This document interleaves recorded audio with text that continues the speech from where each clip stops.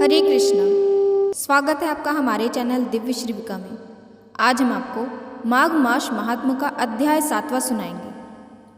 चित्रगुप्त ने उन दोनों के कर्मों की आलोचना करके दूतों से कहा कि बड़े भाई कुंडल को घोर नरक में डालो और दूसरे भाई विकुंडल को स्वर्ग में ले जाओ जहाँ उत्तम भोग है।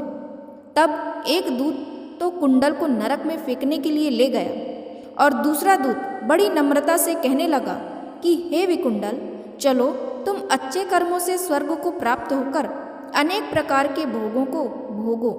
तब विकुंडल बड़े विस्मय के साथ मन में संशय धार कर दूत से कहने लगा कि हे यमदूत, मेरे मन में बड़ी भारी शंका उत्पन्न हो गई है, अतएव मैं तुमसे कुछ पूछता हूँ, कृपा कर मेरे प्रश्नों का उत्तर दो।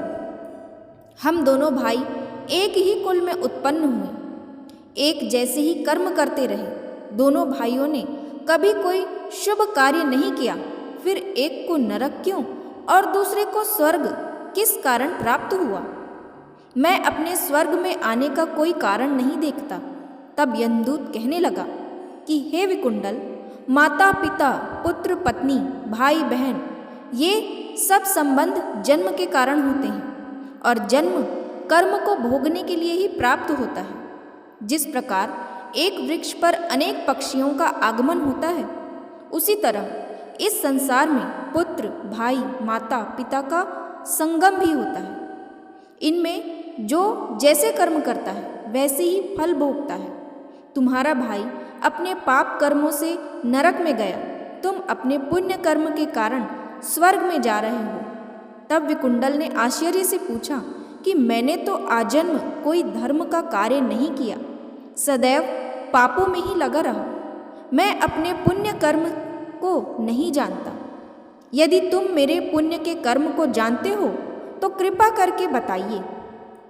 तब देवदूत कहने लगा कि मैं सब प्राणियों को भली भांति जानता हूँ, तुम नहीं जानते। सुनो, हरिमित्र का पुत्र सुमित्र नाम का ब्राह्मण था, जिसका आश्रम यमुना नदी के दक्षिणोत्तर दिशा में था।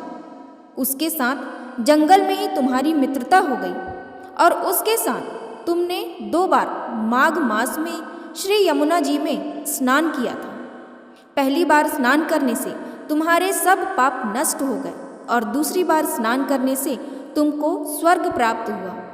सो हे वैश्यवर, तुमने 2 बार माघ मास में स्नान किया, इसी पुण्य के फल से तुमको स्वर्ग प्राप्त हुआ और तुम्हारा भाई नरक को प्राप्त हुआ।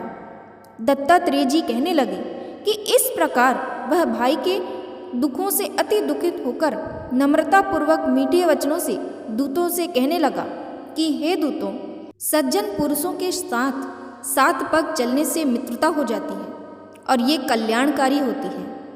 मित्र प्रेम की चिंता न करते हुए तुम मुझको इतना बताने की कृपा करो कि कौन से कर्म से मनुष्य यमलोक को प्राप्त नहीं होता, क्योंकि तुम सर्वज्ञ हो।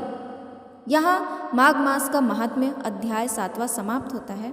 आगे का अध्याय हम आपको अगले वीडियो में सुनाएंगे। धन्यवाद।